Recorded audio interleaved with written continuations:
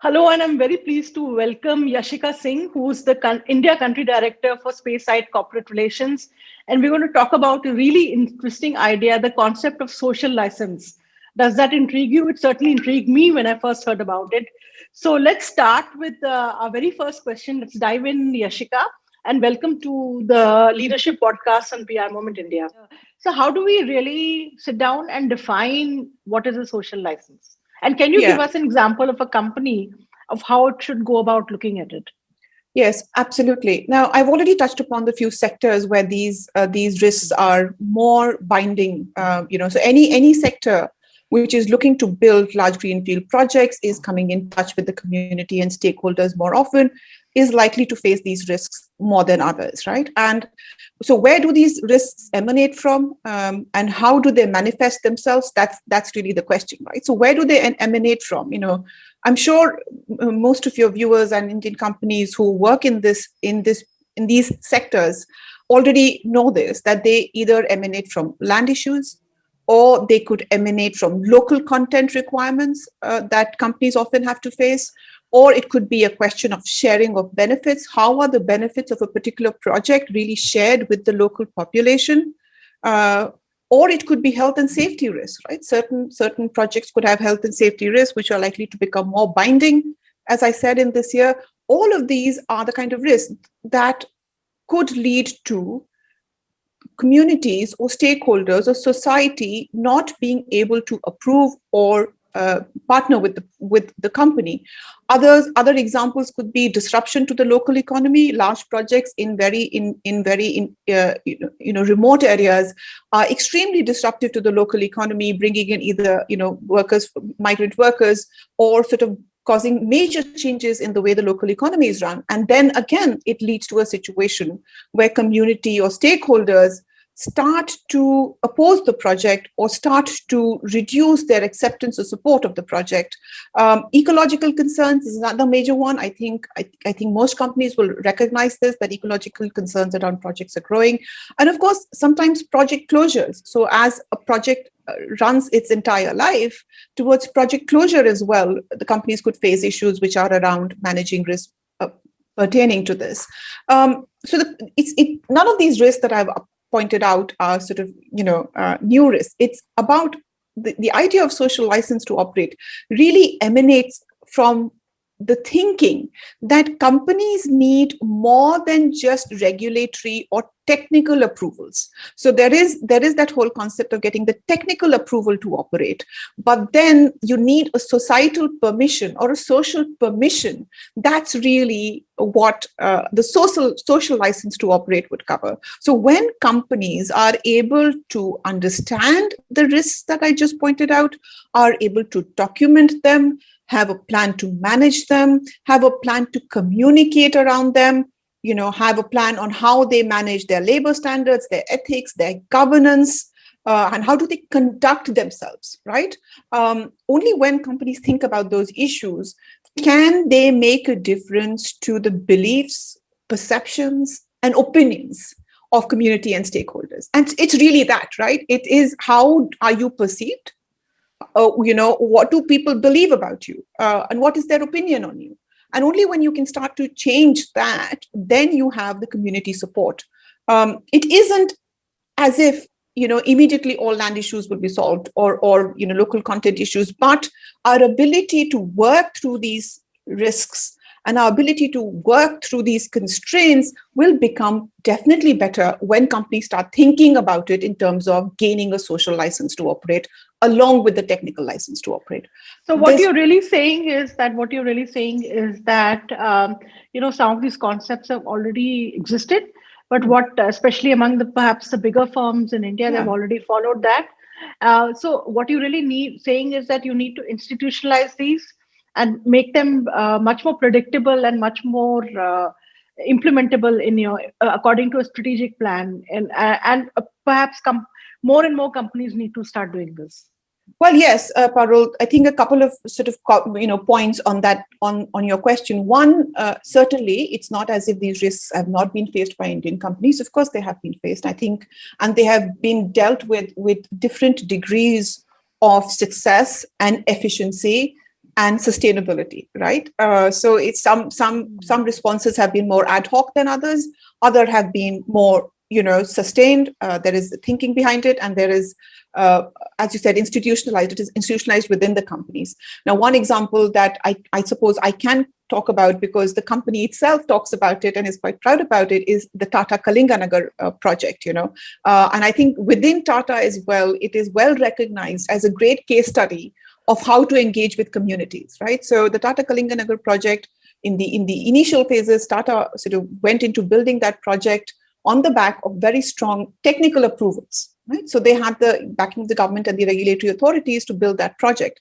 But they went into that project almost believing that the community and the citizens there would be very familiar with the Tata practice and the Tata way of doing things, and what the Tata reputation stands for. But it didn't quite go that way, right? And there was a huge delay in sort of working through many of the approvals that were needed, in engaging with the community. And the Tata took a step back and went back to first principles and really tried to understand, okay, what are the issues that we're hearing from the community? How do we engage with them? How do we communicate with them? How do we tell them who we are, why we are doing this, and what are the benefits of it? And we work towards dealing with the concerns that are being put up, right? And today, I mean, from what I know, this is well documented as a great case study on the way Tata dealt with this. So there are examples of this, and as you said, there are companies that have done this. But the thing with social license to operate is that it's not a one-time thing, right? It's a constant thing. You never stop. So you never stop working on having the social license to operate. So, and I think it's interesting to also point out that in a democracy as well, if governments do not see public support for projects, then governments themselves will be wary of pushing ahead development projects. So it becomes almost a partnership between the government and the private sector to ensure that these projects have better buy-ins from local citizens and from stakeholders and from communities. So one of the main drivers of the 2021 annual budget has been spending on infrastructure. How do you see that impacting the social license area? Yes, absolutely. I mean, before I even go there, I just want to make one other point. There have been so many reports by the government of India, sort of discussions within the parliament, which have looked at, the government monitors over 1,000 odd infrastructure projects, and they looked at what is the reason for the deal, how many projects are delayed. And anywhere between 1/3 of the projects that were looked at were seeing time overruns or cost overruns, which could be traced back to issues around land issues, around local content, around getting the community support, around ecological concerns. And certainly there is that onus of the right behavior from the point of view of companies, and that goes without saying, but it's also sort of engaging and ensuring that the right behavior is determined as much as by what the society wants you to do. So if that is the context in which we were working in terms of the number of projects that were already seeing delays, now as the government sort of economic growth plan is very much based around an infrastructure push. So it isn't just about getting infrastructure. There's, as I think the thinking is that this has a huge multiplier effect, which then leads to other benefits, economic benefits for the country, and so it becomes all the more important, right? So if this is the economic growth model that we have now chosen, that we will focus on infrastructure spending, not only infrastructure spending, but we will focus on a model of infrastructure creation, which is again bringing back a huge role for the private sector. So the asset monetization that we are talking about in various subsectors of the infrastructure, bringing in the private sector into ports, rails, all of those areas, means that the private sector is again going to be at the forefront of executing these projects. So there is the financing aspect, but they'll also be responsible for executing many of these projects. Now, if you take all of that together and just imagine in the next few months or over the next 18 months, we will need to see a grand push on project execution on infrastructure. And a lot of these issues that we spoke about will become even more binding, because, if you imagine a world where fewer infrastructure projects were happening and many of these issues were key concerns of communities and stakeholders around ecological concerns, around land issues, all of them are now going to become even more binding. and because a lot more people are out there trying to make these projects work. And therefore, I would think that being able to deal with these risks in a very strategic manner, and we can talk about that, what do I mean by that strategic manner, but to be able to talk, to deal with these issues in a completely strategic manner, which allows you to get ahead of the curve, and make sure that time overruns and cost overruns are minimized. So this is not just a good to have, Parul. It's definitely has a huge business materiality. Projects have been given up in the past in the country just because it was deemed too difficult to deal with some of these issues, right? So that's a lot of capital that's either lying stuck or sort of gone to waste just because companies walked away from projects because they deemed it too difficult to deal with these issues, right? So yeah. So one final last two questions. I think it's been a really fascinating discussion, Yashika. So how would you say, what is strategic to take off from what you said? What is really strategic about putting in place a social license, especially with regard to measurement and like you've said, like we've discussed before, keeping it dynamic and updated? Yeah, great question, Parul. Parul, I think, again, maybe I'm going to go over again, but I do want to make a point about, first, we already discussed business materiality. I do also want to make a point that more and more companies, investors are now looking at ESG, which is the environment, social governance component of companies, where they are measuring the societal and the sustainability aspect of large infrastructure, mining, extractives in general, power. A lot of these projects are now being held up to a yardstick of ESG performance, and a number of investors are looking at this, right? So all the more reason why achieving a social license to operate in an informed and strategic manner becomes all the more important, right? So with that, now, how do we go about doing this? I think it's a mix of theory and experience, is how I see it. So we do understand that there are broad categories of risk, which is land, local content, health and safety, economic development within the region, ecological concerns, regulatory concerns.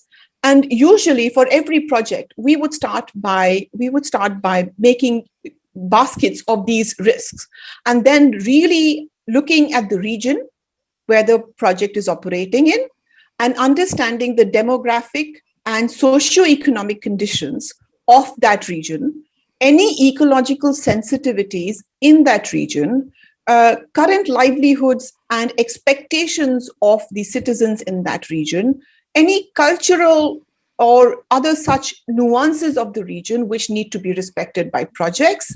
And then within those categories, we will start to build up our understanding of the probability of such a risk. So the first would be the probability of such a risk.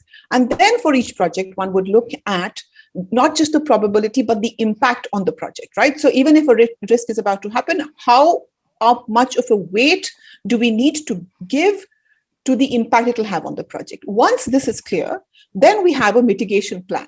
How to deal with it? What are the issues to take into account? What is the strategy that needs to happen to deal with this? At what point of the project will this risk come up, right? At an early stage or at a late stage? I'm just ending. Final point, we will look at the corresponding stakeholders. Who are the people who we need to engage with, and then have an engagement plan to deal with those. And then keep it going. This is not a one-time exercise, as I said.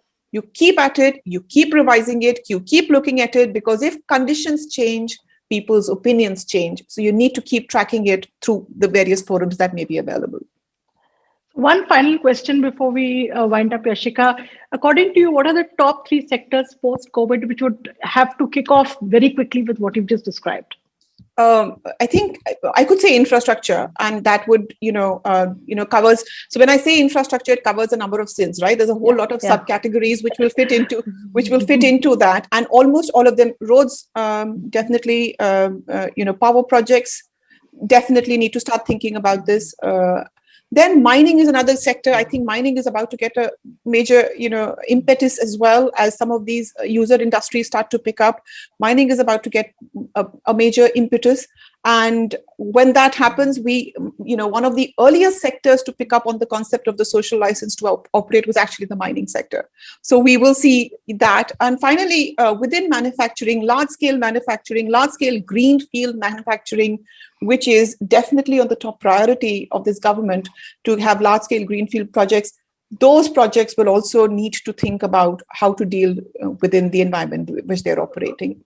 What about one core non-manufacturing and non-infrastructure sector, IT, data, food, anything which strikes you as? Well, I mean, it's an interesting question, but I suppose when it comes to the food and beverage sector, right? That is another one, where one would have to start think about what the community and stakeholders in general feel about, and those risks may be coming up there as well. Now, the IT sector is I think looking at completely different kind of issues, from the point of view of either data or privacy. Those issues. Would that classify as a social license? I'm not entirely sure. Of course, there's a huge component of citizens and communities, even within the way data and privacy is looked at. And that would be an interesting way, you've sort of given me an idea, of how data and privacy and the role for the consumer itself within that segment deserves to be thought about in a social license to operate perspective. Thank you so much, Yashika. It's been a great discussion on a topic which I didn't know much about. So thank you for joining us on the podcast. Parul, thank you so much for giving us this opportunity. Really, it was great to be here and to be able to talk about this. Thank you.